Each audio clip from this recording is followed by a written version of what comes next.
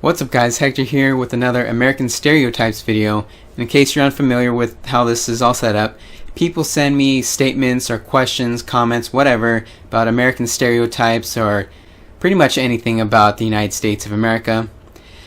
And then I answer them to the best of my knowledge, and then sometimes I go back and add actual factual information at the bottom of the screen like this. I will give a source if it's an actual factual information. If not, it's usually just a second opinion that I forgot to add or forgot to say in the video probably.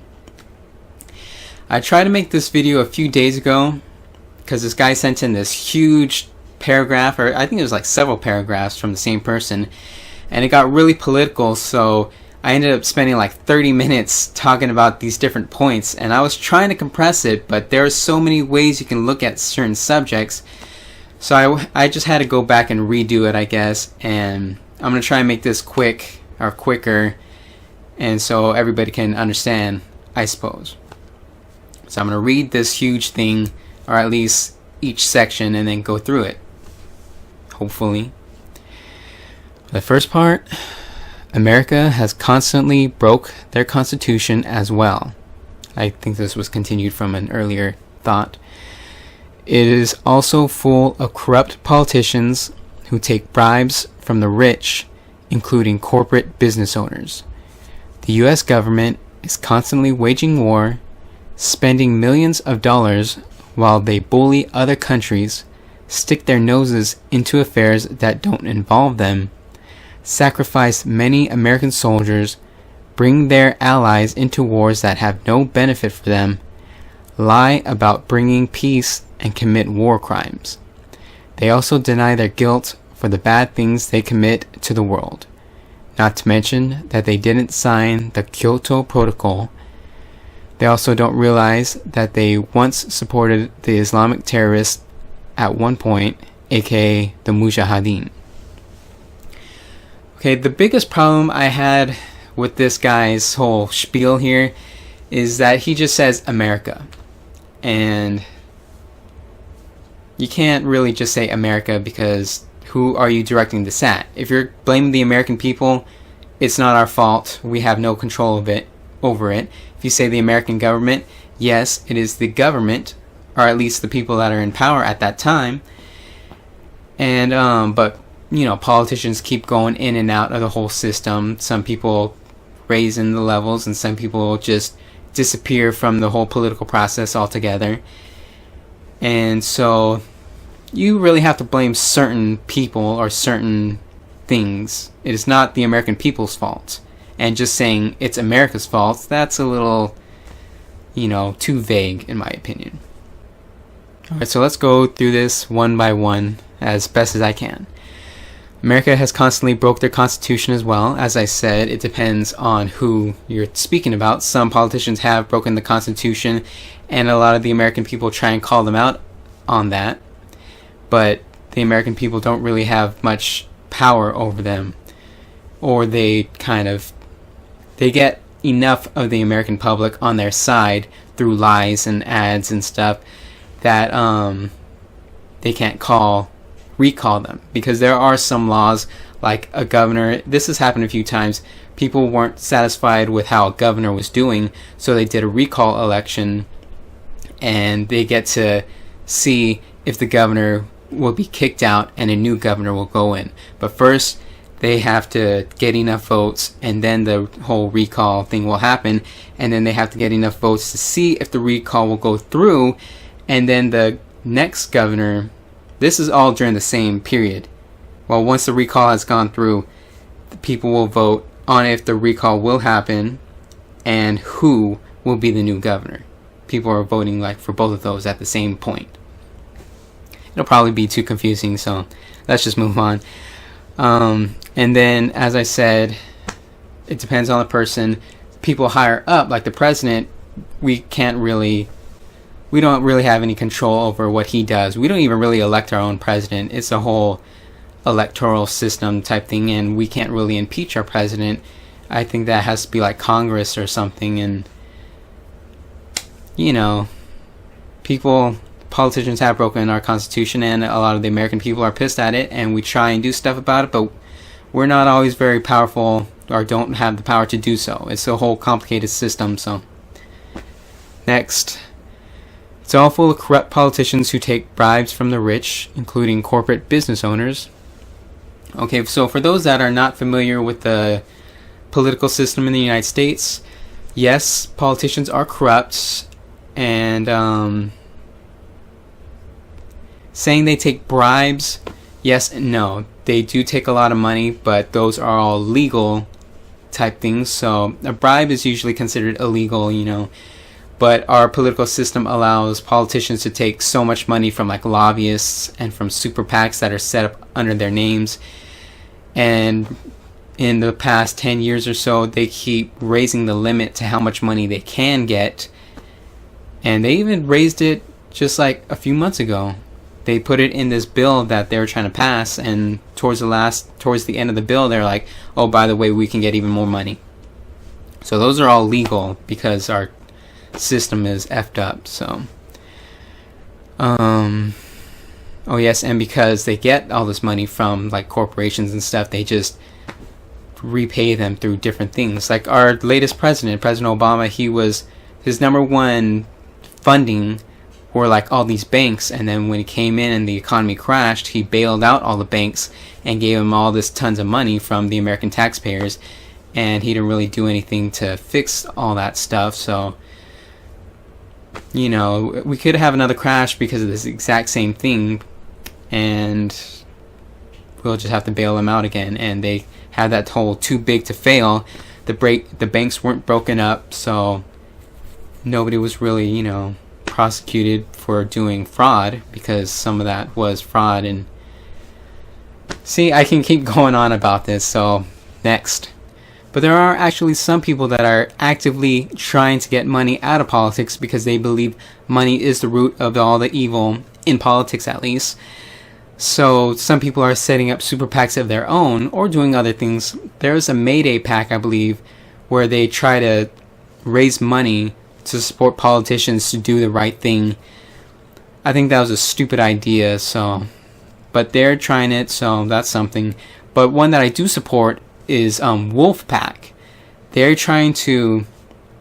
basically just getting random volunteers in the United States to group together and to go state by state to the state legislatures, and they want to do an amendment to the Constitution that basically says politicians can't get legalized bribes. They can't get this money from lobbyists and stuff. All elections will be publicly funded, so that's where the money will come from.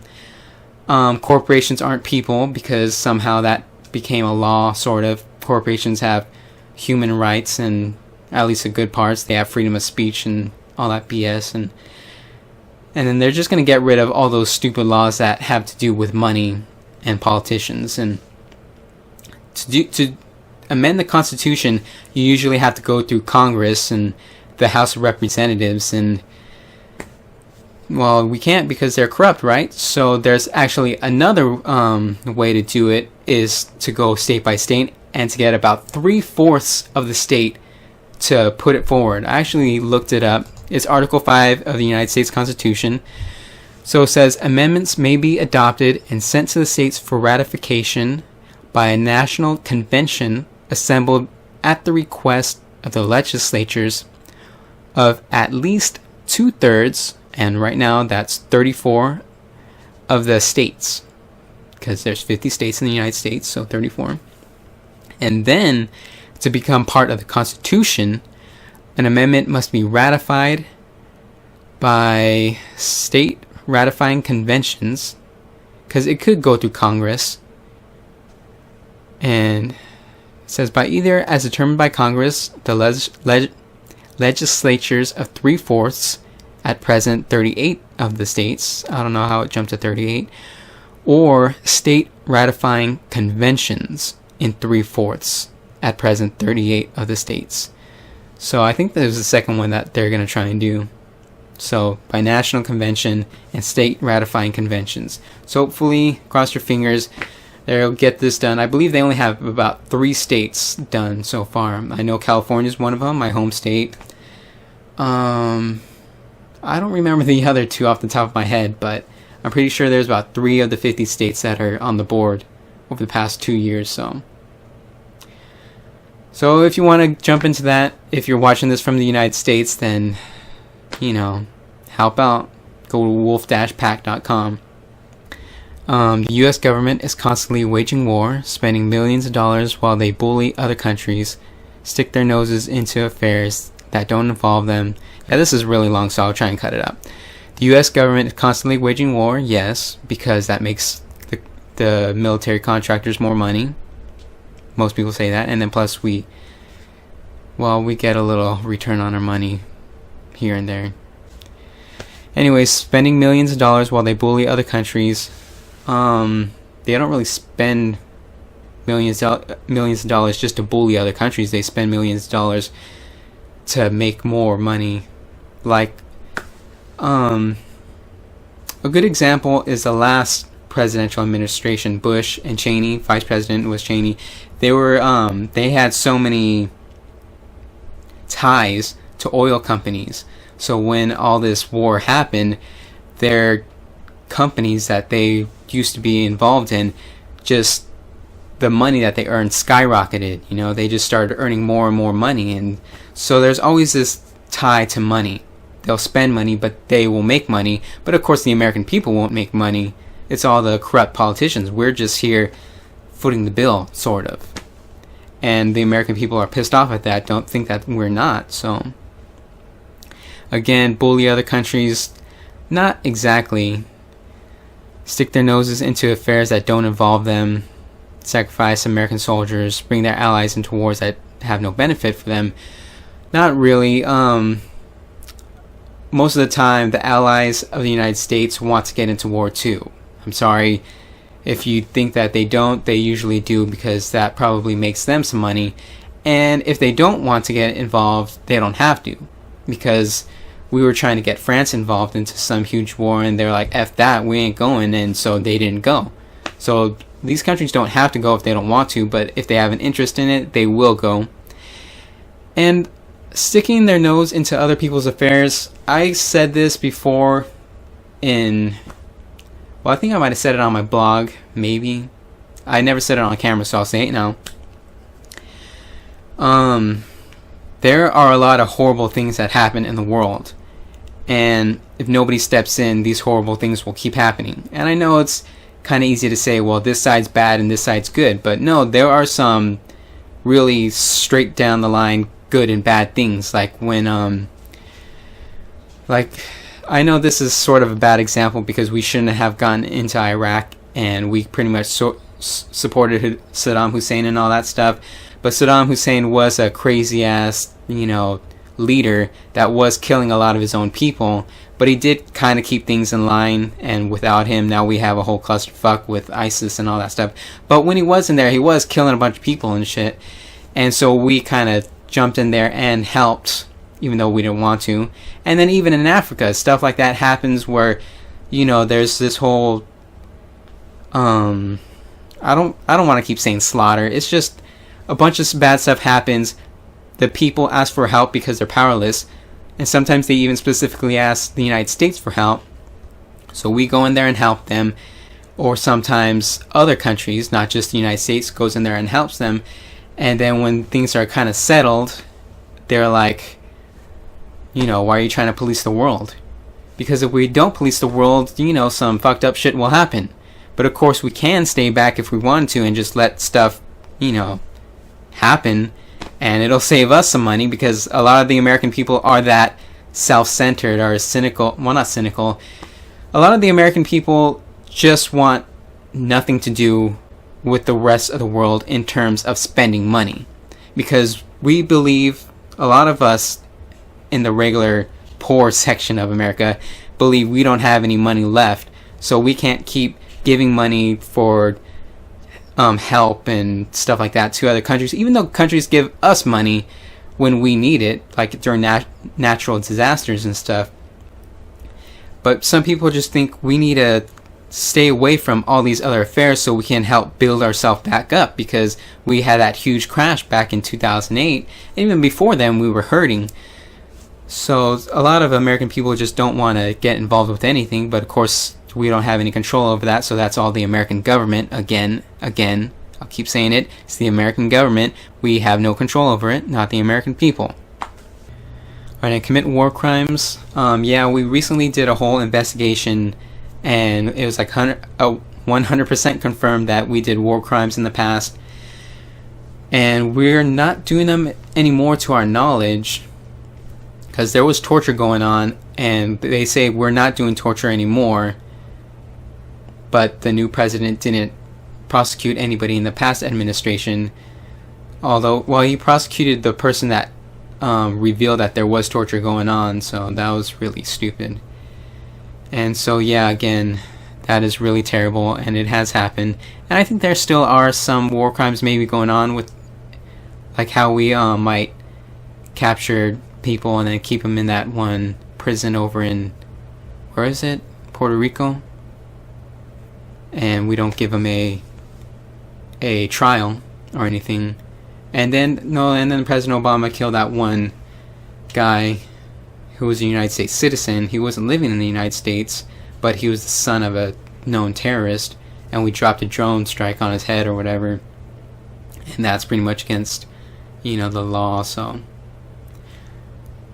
And I'm not gonna say this is any justification or whatever, but honestly, pretty much any war that happens in the world, there's probably war crimes going on, because nobody really plays by the book. I'm just throwing that out there. I'm not trying to justify our actions. I'm just saying that. So they also deny their guilt for the bad things they commit to the world. The politicians do because they don't want to wind up in prison. They just deny and lie. And American people know. But again, you can't blame the American people. We're not guilty. We have no control over it. We can, rise up and have a revolution, and then we'll all get slaughtered because the American government, or the American military, is the largest military in the entire world by a long shot. So, yeah, who's gonna help us then? Not to mention that they didn't sign the Kyoto Protocal. I had to look that up because I didn't know what the Kyoto Protocol was. Apparently, it's some whole treaty with the United Nations about cutting, emissions for global climate change. I was going to say global warming. They call it climate change now and all that stuff. But that's kind of the problem, the whole climate change thing. Again, we don't have any control over it. But even if we did, the American people have been lied to so often by politicians, because it's legal to put out ads and to lie on TV pretty much all the time when it comes to politics, I guess. Not advertisements, because I think it's against the law of false advertising, but politicians can lie to us, I guess. Anyways, they lie to us all the time about climate change not being real, so a lot of the American people don't really look it up, and they're not educated enough in that area that a lot of the American people don't believe climate change is real, and then so politicians don't do anything about that. And recently, some politicians were trying to say, yeah, climate change is real, but it's not man-made. So it's just the Earth doing its own thing, and so who cares what we do? But again, I think that ties to money, because a lot of money is given by the gas and oil companies, and I don't know if you guys know, but these, oil companies are like the biggest corporations in the entire world, and they're multinational corporations, but they still get so much money from the American people, from taxpayers. They're called subsidies, and politicians give them this money because like 100 years ago or something, those companies were still being built up, and they needed the subsidies to kind of stay alive, but now they're the biggest corporations in the world, and we're still giving them all this money. And we have actually tried to have these whole sessions so we can take those subsidies away, but a lot of times after the talkbacks, whatever you call them, interviews and stuff, once the bill gets on the floor about us taking their subsidies away, sometimes it does pass, but then literally the Republicans, because there's two parties, Democrats and Republicans, the Republicans always filibuster it. Especially with the gas and oil bill thing. Not on all matters, but the Republicans usually filibuster the gas and oil company things. And if you don't know, a filibuster means, well, they're supposed to save it for really, really important things like, oh, we want slavery again. Let's put that to a vote. And then they get some majority of votes, and you can say, F that, that's freaking crazy. I'm going to filibuster that shit. So you need even more votes to pass it. That's what the filibuster was supposed to be for. And you're supposed to stand there and say, I'm not going to move because I got a filibuster going on until you guys stop this craziness. Well, now you can just say filibuster, I'll see you guys later, and you have to have like 78% of the votes or something like that, and they never get that many votes for that sort of matter. So that's just another side note. As I say, you can go on about these different subjects. So they also don't realize that they once supported the Islamic terrorists at one point, aka the Mujahedeen.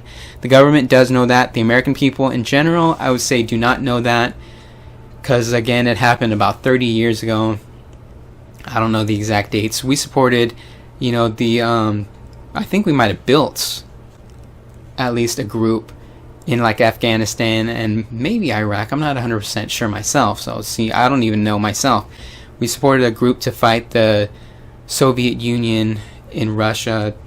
Well, they weren't called Russia back then, I don't think, and they're fighting with Afghanistan and all that. So we were trying to help them out. And then over the years, they just evolved and did their own thing, and then I think they became Al-Qaeda. I always get Al-Qaeda and the Taliban mixed up, so I think it was Al-Qaeda. So, as you can see, my ignorance in that subject. The American people don't really know that much, because the American people usually try and stay away from politics, and then even those that do get into politics, they might try and get into the politics within the U.S., because that's a whole foreign affairs thing, and that's a whole nother thing. It's very, very complicated for the average person. And a lot of the average people think they know a lot about politics. I think I know a little bit, but I still know I am very, very far away from knowing as much as you can about politics. So, okay, here's the next paragraph. I'm pretty sure it's from the same person. It's another long one, so I gotta read it. They also hate communism, despite the fact that they supported communist groups in World War II, and even told the American public that Stalin was a good guy prior to the Cold War, calling him Good Old Joe. Israel is another good example. While the US has been bashing Iran, North Korea, Russia, China, Libya, and Syria for different reasons like human rights and nukes, what about Israel? The Israeli government has been treating the Palestinians like dirty, and they're killing them on a constant basis, even innocent civilians. And the Israelis have also developed nukes. What has the US done? Nothing. Why? Because Israel is their friend. The US doesn't care about dictatorship as long as the dictator supports them. Take a look, Mubarak. He's a friend of the US, but he's been oppressing the Egyptian people, yet the US has been supporting him for a long while. Alright, this one can pretty much be easily explained by, yes, if you're an ally of the United States and you don't go after the United States, then you're good to go. That's pretty much it. I'll go a little bit deeper into it. We hate communism, even though we supported communist groups in World War II. That was the whole, the enemy of our enemy is our friend. And so we were fighting the Nazis and stuff, so Russia was really wailing on Germany and stuff, so we were like, hey, you guys can help us out, and we'll take them, because we weren't really fully in World War II against the Nazis. We were just there to help out, like the UK. We really got into World War II when Japan attacked us, and then we went over to all those small islands in the Pacific. So, yeah, but then once that was over, Russia tried to take over even more area, just like, I don't want to say just like the Nazis did, but in terms of taking over more land. They weren't, killing people and stuff like the Nazis were. They were just taking over more land. Well, they might have been killing people, I guess. Anyways, but once that started to happen, once the Nazis were taken care of, we focused on Russia, and to get the American people on the government side, they started doing fear tactics about communism, just like how they're doing now with Muslims. and they're just saying the whole religion as a whole is evil. Some politicians are saying that. Some talking heads, as people say on TV, say that. So yeah, and then Israel is another good example, because a lot of politicians say Israel is our top ally. It's a real whole conversation about who our top ally is. Some people say the UK, some people say Turkey, some people say Israel. And by the way, the UK did some terrible things, and not terrible things like, Israel and Russia, but like in terms of spying. But because, well, for one, the US was doing spying, but also because they were our ally, we didn't do anything about it. So, because I believe the UK was spying on some people in the US, weren't they? Like some politicians, maybe? I could be remembering that a little bit wrong, but still, we did nothing.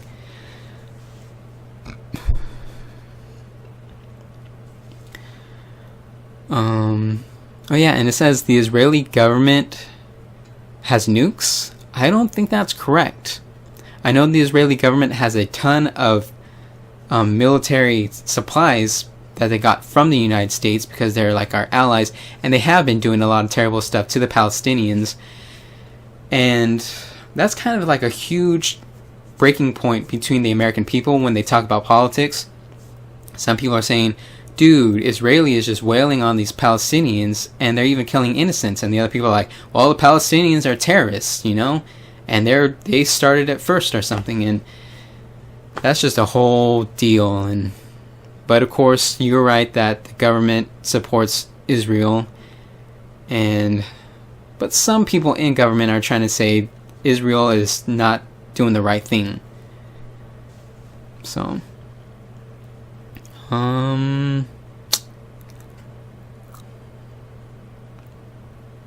yeah, I guess that's pretty much it.